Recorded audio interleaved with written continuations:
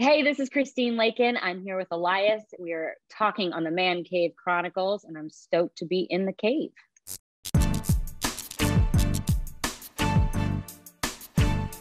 Perfect. Christine, welcome to the cave. Why, thank you. Always happy to be in a cave. Doesn't it feel like you've been in a cave for a year? Your cave? Yes, right? It's true. This is my my room. Feels a little bit like a cave, which has become my room, my office, the place I do laundry, the place I do yoga. It's like all the things. The place I work, take meetings. Right. Sure. Chase the kids around. Chase the kids around. Exactly. So yeah, I mean, like I said, I mentioned earlier, I'm looking forward to talking to you. The listeners and viewers know you from the acting world as Al from Step by Step. How many 30 years ago?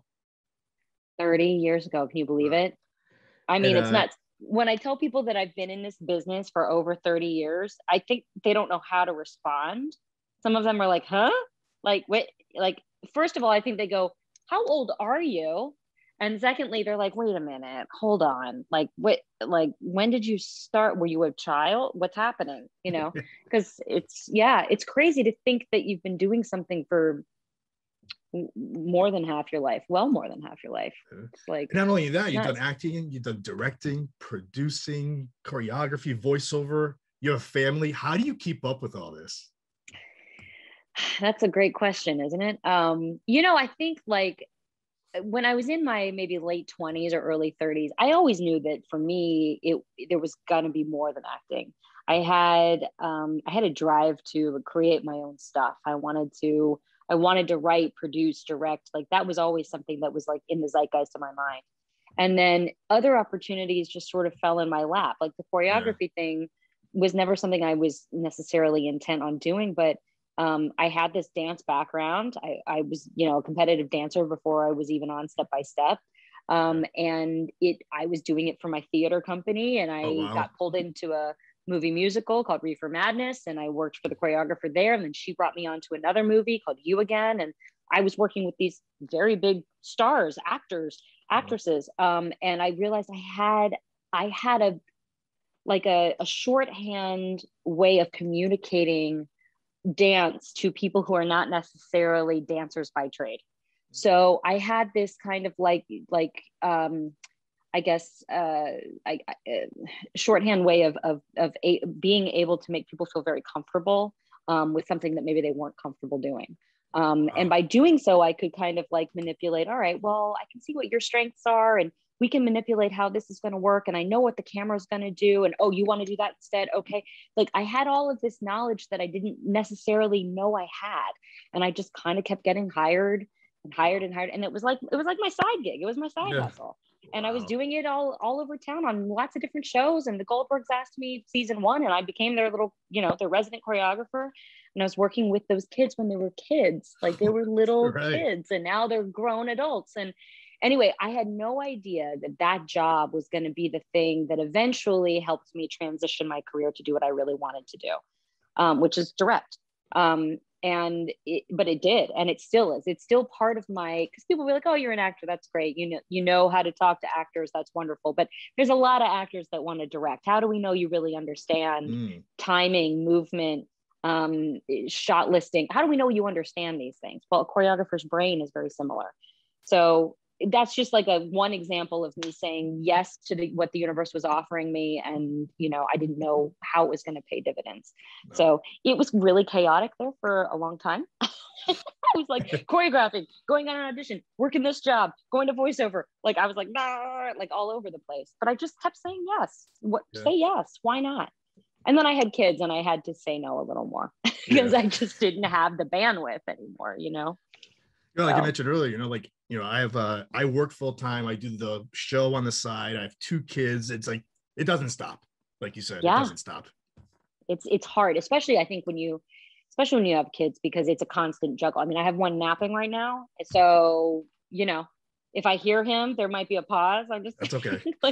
I'm doing what I can. And I have a very supportive husband, but he also has his own career too. So it's like, I mean, I think if this year, juggling all the things and doing most of it at home and not having a lot of help has taught us all anything, it's that you have to just be present in the moment and whatever you're doing, Right. And you just can't think too far ahead.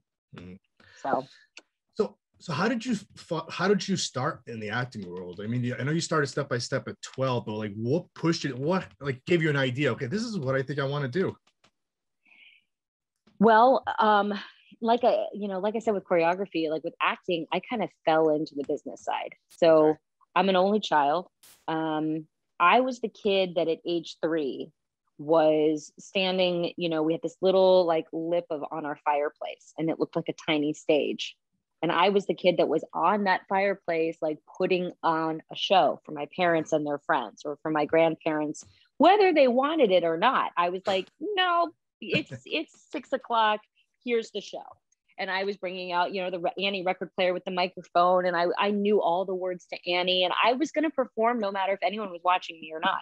So I think for me, I was born that way. I was born a performer. And my parents are not performers. My parents are not in the business, and nor were they trying to push me into anything. And I remember being very young, and people would say to my mom, "Oh, your child's photogenic, or she takes direction well, or she looks like she's 5 when she's really 8." And that's such a benefit, because you can play these younger roles, but take direction and understand like what the director wants. And you should really get her into commercials. You should get her into this. My mom was like, I am not about being a stage parent, and I don't no. But you get told that so many times. There's only so much you can do. And like, we moved to Atlanta when I was 6. My parents wanted me to find friends and get plugged into a community. And we went to a dance school where I had already been taking dance. And I said, what's acting? What's that class on the board? And my mom said, well, it's where you play different characters. And I'm like, oh my God, like Carol Burnett. Carol Burnett was my idol at 6 years old. And my mom was like, yeah, kind of like Carol Burnett. I'm like, I got to do it. I want to do it. Like, please let me do it. I was the kid begging my mom. So she's like, okay.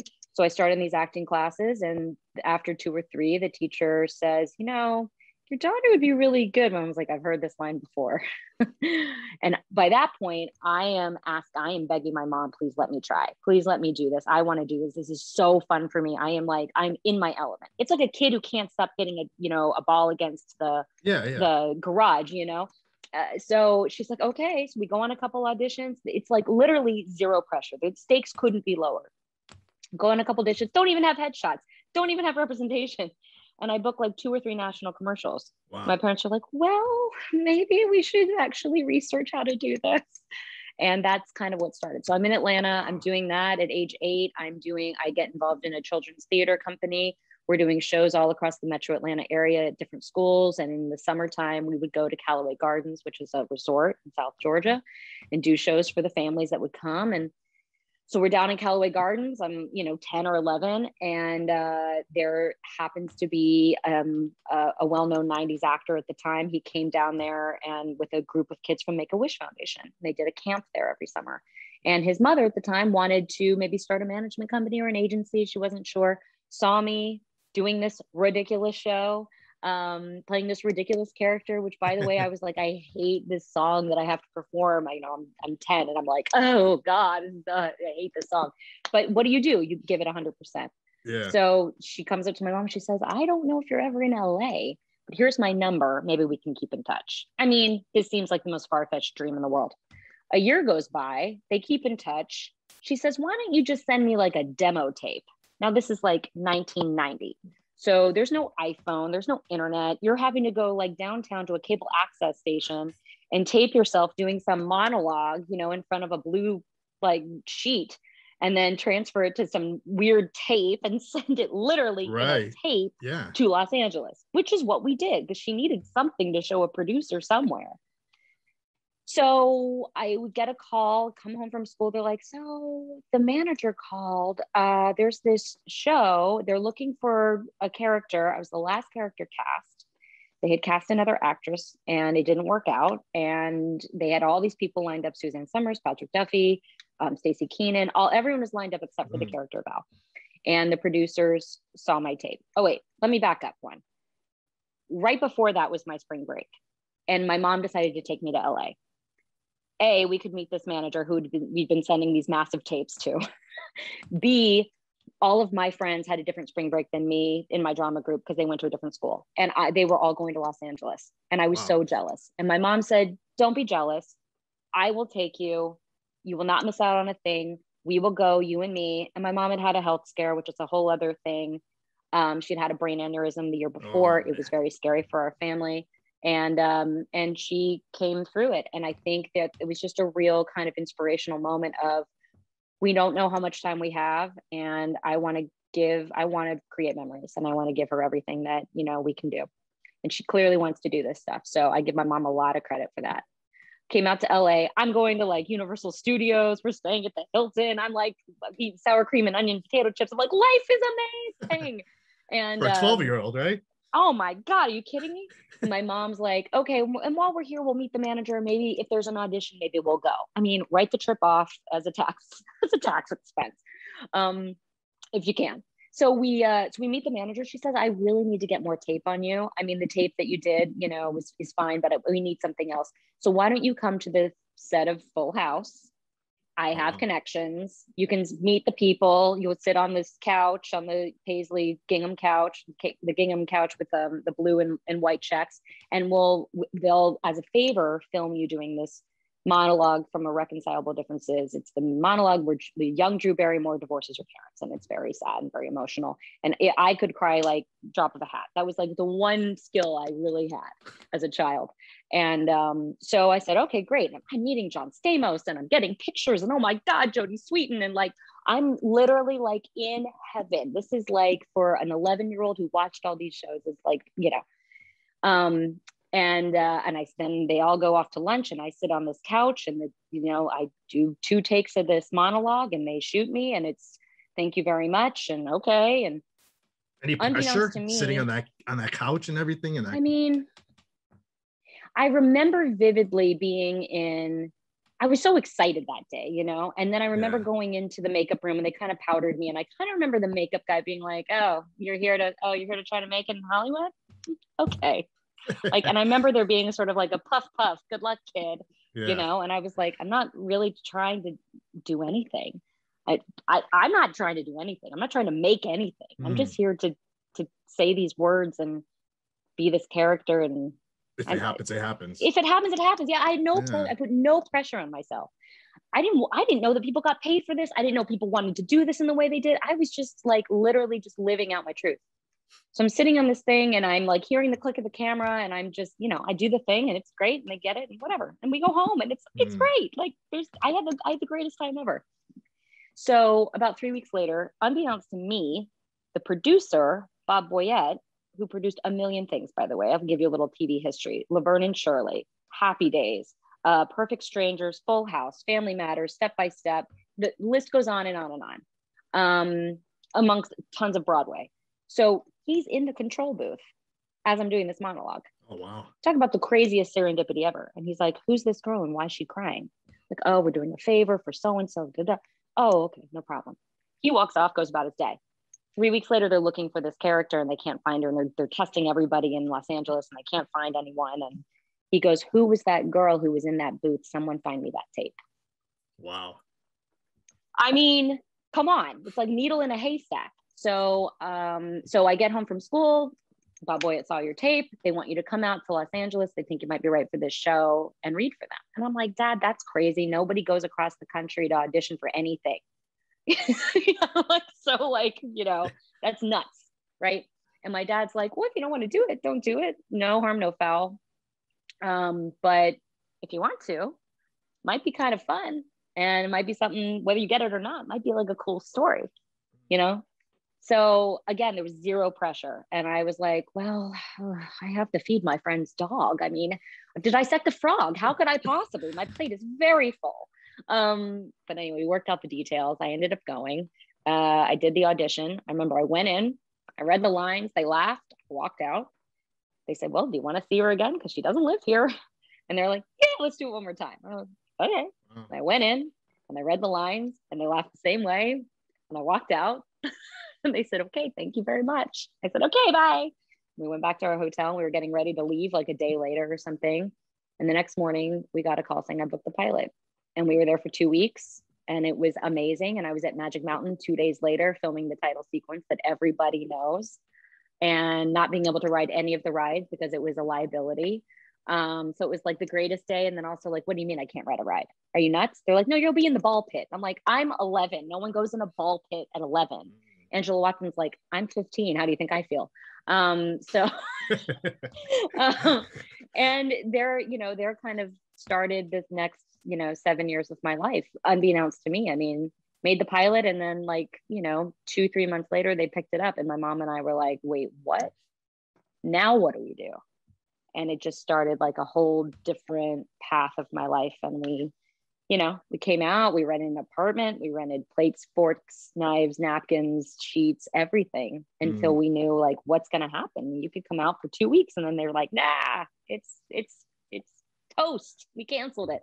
So it was a real like, what's going on? And we worked it out, and we eventually got used to that routine. And I went back and forth from Atlanta, and I went to a real school, and I had real friends, and that weren't in the business and all of that. And I kind of balanced that life. So that's a very long-winded answer to your question. So for a 12-year-old booking a show like this, and not only that, it's gonna be like on TGIF Friday nights. Like, Yeah. what was going through you? Like emotions? Like, what was it like? Oh my God. I'm like, oh pressure? my God, I peaked. That's it. I peaked. I'm like, this is the greatest thing that could ever happen to me. I was like, I can't even like comprehend. This is what I watch every Friday night. And now I'm going to be on it. Like, it was too much. It just like, it was like, my mind like exploded. I couldn't even believe. I just felt like I was so lucky in so many ways, because it's exactly like my zeitgeist. It'd be like if you were a huge Yankees fan, and all of a sudden like, you know what? We want you on the Yankees. You'd be like, what the heck, me? So yeah, I mean, it was incredibly exciting. And on the other side of it, I had been working, so I wasn't completely, I'd done TV movies, I had done lots of commercials. I mean, I wasn't completely green to the way that sets worked. It wasn't like the first time I had ever acted or anything before. So there is two sides of it, right? There's the side that you see, and then there's the side that is the work side, that is nothing like what you see, really. It's like, making a quilt and then looking at a beautiful quilt. It's like messy and but I have to say, the entire experience of it, top to bottom, fabulous. I had a fabulous childhood. And I attribute that to our producers, and I attribute that to Suzanne Summers and Patrick Duffy, 100%, because we came to work in such a pleasant place that wasn't filled with ego, that was filled with fun and laughter and joking around and ribbing each other and family and community and love.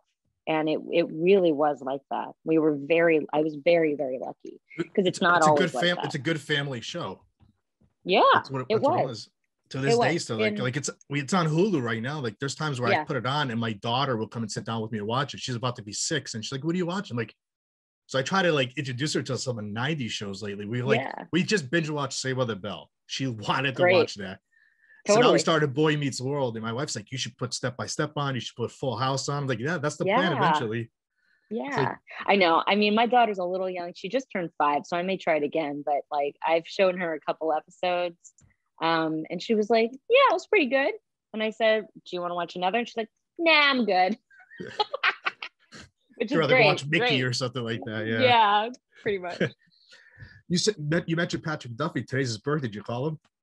That's right. Today is his birthday. I'm glad you reminded me. No, but I always do. I always send him some kind of a message or a picture or whatever. He's awesome. He's just salt of the earth. Great guy. So with this show, like, has there been talks about maybe like doing a reunion or anything like that? People told me to ask you this question, so I had to ask you this. Maybe you have some clues for us. I don't. It's so funny, because people have asked this question for years now. I think the 90s, I thought it was just going to be a fad, that like 90s was like back, but it seems like it is here to stay for at least another hot minute. And I think with like the success of Fuller House, it was an obvious question. It's been talked about, but never really in like a real way, where people have like approached, how it would happen. I know that in my own discussions with, you know, Patrick Duffy, that he was like, the last time I spoke to him about it, he's like, yeah, if it's the right script and the right thing, he's like, I would be totally down. Even Stacey, who is gone, she has a completely different career now. She was like, I think we could make it work. I know Angela would do it. Like you know, so I think there's actually a version of it that could be like what you saw in the Full House version, which is like the kids now blending their own families together, or in some way, you know, I think there's that version. And I think there's also another version that's entirely different, but with the, you know, the same kind of idea of blending families. I mean, we talk more now. I mean, the idea of just a blended family in the 90s was, and divorce was a topic that people hadn't really touched, right?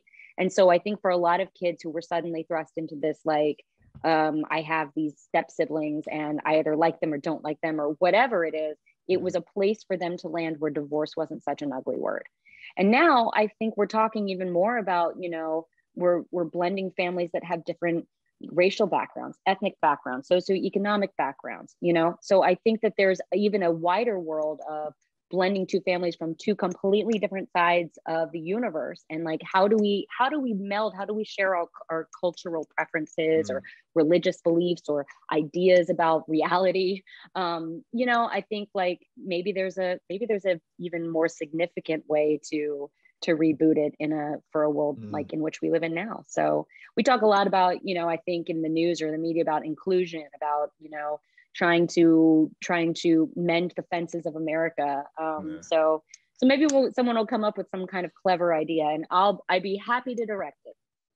I was gonna say you can write it too, then you can add that to your resume too. Writer, director, might as well, right? Maybe so.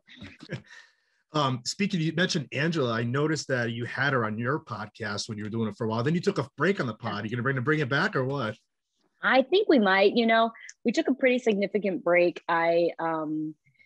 My partner Elias had to leave town for a while. He went to Florida to help out his parents, and now he's working on a film up in Vancouver. So it's been a little hard to get our schedules together, and you know. So I think we're going to come back. We've taken a little more of a significant break than I thought we would, and then I was directing a bunch, and I can't do anything when I'm directing. So I think we will, but we'll see. Probably soon. It was great to have her on, though. Yeah, and it's just been so nice reconnecting with her. It's really been amazing. As I, you know, said on my pod, like we were estranged for many years, and just to have her back in my life is such a blessing. And I think she would say just for her to be back in her own life, you know, I think she was really taken out of her own reality for a long time. And her family, she was estranged from them. So it's, there's definitely a story in there. That's for sure. But happier days ahead for her. Definitely. And the cool thing about your show too is like you felt like every guest was like from the 90s. So it's cool just to go back and listen to it. You know, you had your friend Jody on, like you mentioned. Yep. Trying to remember who else you had on Seventh Heaven. I can't remember her name right now. Oh yeah, we had Beverly, Jody. Yeah, that's right. We had some really great guests. I mean, so many fun people that are just, you know, friends of mine throughout the years who I've worked with. But yeah, certainly those 90s guests. I mean, Danielle's been a friend of mine for years. It's weird. There's this documentary out right now that I want to see that a friend just told me about. And I'm like, it'll be interesting to see like how I, you know, if there's anything sort of like, oh man, I remember that time, or like, I remember that moment. Soleil Moon Frye made this documentary called 90s Kid. I heard about it the other day. Yeah. And I can't wait to see it. But like, I remember it, I guess she was taking video, like home movies basically for her whole childhood, which is like so smart. She documented everything, which is amazing. And I remember her at Angela Watson and Brandon Call had a joint birthday party. I think they were turning like 15 and 16 or something, or maybe it was double sweet 16. I don't know. They had this birthday party. I was very young, and I have the most insane pictures from it. It was at an American Foreign Legion in Burbank. Leonardo DiCaprio. Oh wow. Tobey Maguire, Soleil Moon Frye, Gary Coleman, Jonathan Taylor Thomas. I mean, the amount of people that were there was crazy. It was like who's who in young Hollywood at that time. And I was too young to know anything about it. I mean, I was just wearing like leggings and trying to, you know, eat donuts. But but yeah, I mean, it's really like, it's a strange thing because people assume like, you know, everyone into, and in a way you do, because it's your social life. You're working and you're like, you know, you're with a studio teacher. You don't go to a real school when you work in this business. When you're working anyway. So that's like your weekends are going to, you know, either like a friend's birthday party, a studio party, or a like a charity event. And that's really where I met most of my friends, like Danielle, and you'd be like, oh, you know, you get to see the same people over and over. It's like your mixer. It's weird, I guess. So out of all the many hats that you wear, what's the most you enjoy? Like which, like, you know, because I mentioned acting, producing, directing. What's your main one that you enjoy the most? Or do you have like different days, different things? Well, the one I enjoy the most is mom, for sure. But I do like to work. I'm someone who, you know, I like to put in my mom time. And then I like to be like, oh, all right, we got a job, got a gig, kids, got to go to work. Mama's going to work. And then I like to come back and like, you know, nest with them, which is what's great, because my job isn't always 9 to 5 every day. I think like lately directing has been the thing that has provided me the most joy, because I'm a person that likes to put together a puzzle, and that has been, and that's been really, it's a challenge for me, and I've really relished being able to do that. And I like actors. I like working with actors. I like, especially when you get to work with some really funny actors and they're giving you really funny stuff and it sparks something in your head. And then you're like, hold on, wait, try one where you do this. And you're just like playing and having fun. Like I got to work with Paul Scheer and Diane Raphael, his wife, on the Goldbergs, and they were in a scene together, and they're both such funny improv actors. So it's the two of them and Wendy McClendon and Haley Honorata and Jeff Goldberg, and I'm sorry, Jeff Garland. But just like the two of them together, just knowing each other, but they were like adversaries in the scene, it was too much funny. It was just like one of the greatest days. It's awesome. And I feel that same way when I get to, like, these are like TV legends. These are people that are such at the top of their game. So that provides me a lot of joy. But you know, like, I think for a long time, acting was just kind of what I did.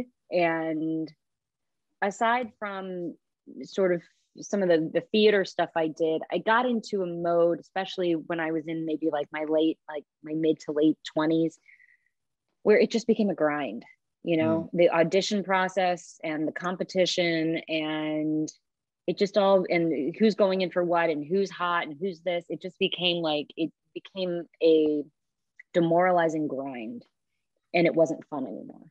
And I almost like had to reset my brain around that. Makes sense. And I think like doing my own stuff and kind of, you know, I created my own series that I sold, and I was doing theater a lot and getting, you know, really fulfilled creatively doing that. And then I think certainly starting to direct more when I was seeing the bigger picture of it all. It's almost like now I've been able to circle back and appreciate acting back again for what it is. So, you know, I'll get pulled into something. I'll get an audition every now and then and be like, oh, that sounds like fun. Sure, why not?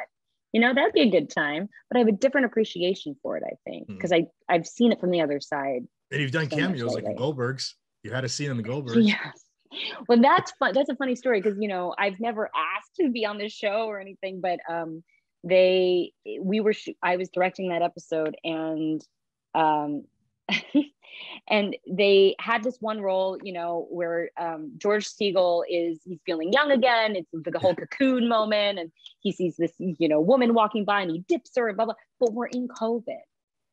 And no one's been vaccinated at that point because it's the fall. And so it's like kind of scary for everyone. And George Siegel is a legend in television and a wonderful human being. And it's just so lovely to work with. And he was the A story that week, which means I had him a lot. And we had to be very careful with George because he's older. And so the idea of them casting someone who had dance ability, who could also needs to be quite close to George, we talked about it a lot, you know, and I said, this person really has to have some kind of dance ability, because I want to twirl and a dip and a thing. And they go, well, can you just do it? I can if you want me to. Do I need to be in the movie? I don't need to be, but if you want me to be in the movie, I like, will you? It would be great. And then we feel comfortable and George knows you. And I was like, yeah, no, definitely. And I mean, I was very flattered too, because it's like a legendary moment that I'll get to look back and be like, I got to be different, George Siegel. So it was quite cool, but it was also on the day quite hard because I had to set the shot, run to a trailer, change, come back, have my first AD call it, then I'm acting and doing a thing, and then I'm like, wait, how did it look? I mean, it was like, oh my god, I'm wearing too many hats at once. Yeah. And that was something that I don't know, directors who can also act in their own films, I don't understand. I'm not there yet. I could never do that for an entire film. That would make me nuts. You also directed a few episodes of Schooled, which I was mad when that got canceled. Oh. I know, it was a great show. It was really, really fun, and I had such a blast doing it. Again, such a fun cast, and like AJ, she's like ultimate pro. And I had directed her on the Goldbergs too, but she's just like, she was so fun to work with. She's like a Wendy. She can do anything. She knows all of her lines. She's so prepared. She can sing, she can act, she can move. She's just like, you throw anything at her, she can do it. And that's like a dream as a director. And it took you back to the 90s too. Yeah. And I got to like revisit all the 90s, like, the tropes and the nostalgia and the Did you have any input in any of that stuff? Not really. I mean, they were pretty set on their storylines, but I definitely like the Swingers episode that we did. There were two young kids in the episode. They were supposed to be playing like freshmen. And I'm like, they're like, you're so money, baby. They're saying all this stuff. And I'm like, so you guys have seen Swingers, right? And they're like, no. Of course you haven't seen Swingers. It's an R-rated movie and you're like 13. I was like, okay, come over here. I need to show you a scene from Swingers. You need to understand this is a movie that's in its own lane, like all by itself. Right. And it was like a cultural phenomenon. And I went to the Derby when I was 15 and I was doing swing dancing during like the height of all that zeitgeist. And like everyone was trying to get to the Dresden and everyone wanted to be money. And like we were going, everyone was finding like vintage shirts and, I mean, this was like a thing in Los Angeles for real. And anyway, so I'm like trying to get them on board and we're watching this scene and then all these expletives are happening and I'm like, and I'm looking at them and I'm looking at their moms who are over here. And I was like, anyway, it's a thing, right? It's a thing. So having this moment with them, but like, just trying to, I was like, this is what it means. It means like, you're so fly, you're so fresh. You're so I was trying. It was a funny moment of them just having zero idea of what I was talking about. So what's left for you now? You're gonna jump in the stunt world? Or you start doing your own stunts too? No, I think we're good on that. I was directing something for Apple at the top of the year, which I can't really talk about, but it's a really fun show, and I'll go back to that. I think next month I'll do a little bit more of that, and just whatever's next. I've got some voiceover stuff I'm doing. Like I'm still keeping my toes in everything, but I'm a little more discerning when it comes to time that it takes away from my kids. Because as you know, all the time that it takes away from them is still time that's valuable. Right. So, but I love what I do, and I'm really fortunate and really grateful to do something that I love. And it's a good thing. So you're hungry about it, so you want to keep doing it. Yeah, absolutely. You mentioned voiceover. Let's talk a little about that before we end this. How fun is voiceover work? I know you've done like video games and cartoons, Family Guy. It's great. I mean, I started doing voiceover work maybe 12, 13 years ago. I mean, Family Guy is the gift that keeps on giving. It is a blessing, that job. And to be part of such a very tiny part of such a huge, cultural phenomenon is super fun. Still going. And one of those things that people are always like, oh my God, I heard you the other night as I was falling asleep. Thank you.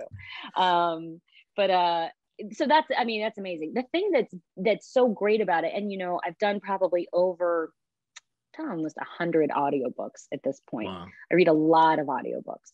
And that's kind of been my other sort of like side thing in between stuff. And the thing that I just love about it so much is that it like goes back to my theater days. It's like doing, you know, a radio show, or you get into this story, you get into the narrative of the story, and the, you know, when you have a really great author that sets that stage, and I'm along for the ride, and then I've got all these characters in my head, and I know what they look like, and I know how they act, and I know the kinds of things they say, and I'm almost like, as I'm doing their voice, I'm kind of, you know, I'm feeling like what they would be like. So I get to play an old man, and, you know, a young girl, and you know, like a woman my age, and like a skater kid. Like I get to do all of these things in one project. So, I mean, yeah, it's like an actor's dream, because there's no limitations. Think about it how you want to play it too. Yeah. And there's no limitations on your physicality, which, you know, from up until that point, every limitation was basically, you know, well, she's great, she's too young, she's too old, she's not tall enough, or whatever, right? So it's like it took all of that away. And yeah, I mean, it's a really fun gig. That's awesome. Lastly, how can the viewers and the listeners find you on social media? So I'm at Lakin. Lakin. There you go. On Instagram, Twitter, and I have an official Facebook page, which is also Lakin. That's awesome. Christine, this was great. Thank you for coming on. Thanks for having me. Super fun. I appreciate it.